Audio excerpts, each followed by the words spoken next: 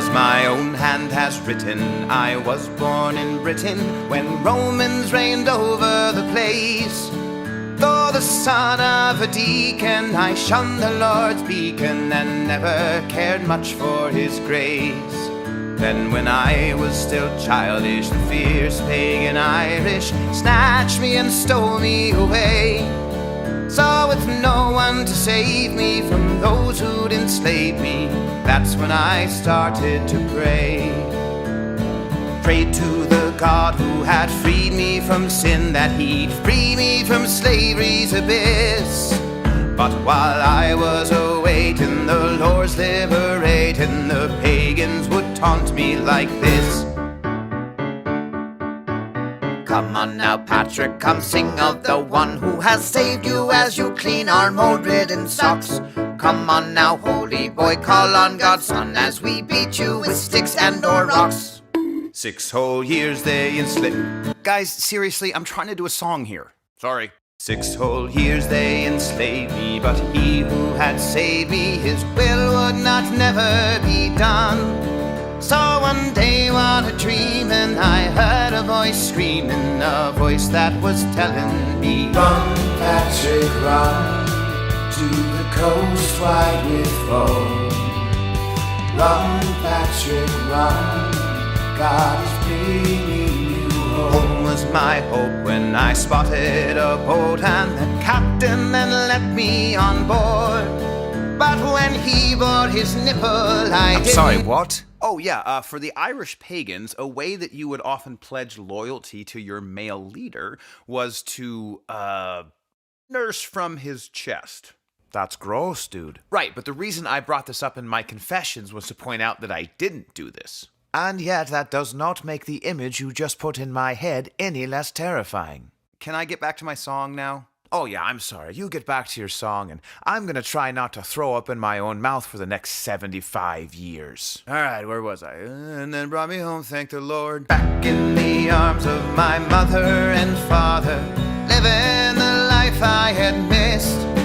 But so strangely while dreaming, new voices were screaming, all of them telling me this.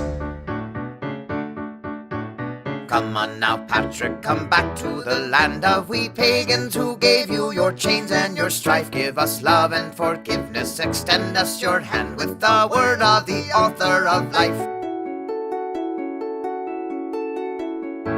How can I go back and forgive all those sinners who put me through hell? And yet how could I not? Since the blood that forgave me forgives them as well. No, the ones across Valjean, at last. No, not Jean See? Valjean. I'm St. Patrick, and I'm just trying to finish my song about how the true slaves are the people who enslaved me in Ireland because they don't know Jesus, so that's why You must preach them the gospel. Yeah, that. Valjean. Oh my God! Last. After this revelation, I sought ordination, then looked at my bishop and pled, let me preach him who saved me to those who enslaved me, and this is what my bishop said. Okay. Go, Patrick, go to the land you once led. Go, Patrick, go, preach the Savior who bled. Hey, look, it's Patrick that we put in chains. What are you doing back? I have come to proclaim that the one who forgave me is righted the wrong. So come gather around, let me sing you the song. Preach, Patrick, preach, save the souls on the high. But don't lose heart, 'cause it might take a while. All done. What? Yeah, I converted all the people. How'd you do that so fast? I just preached him who saved me to those who enslaved me and freed them from death and from sin. And he also told us that if we became Christians, we wouldn't have to do the, nipple thing anymore. Wait, is that why you converted? No, Patrick, don't worry. You had us at the death and resurrection of Jesus. Yeah, Patrick, we're just saying that as far as ancillary benefits of converting to Christianity go, you couldn't ask for a much better one than no longer having to pull men's sweaty chest hairs out of your teeth.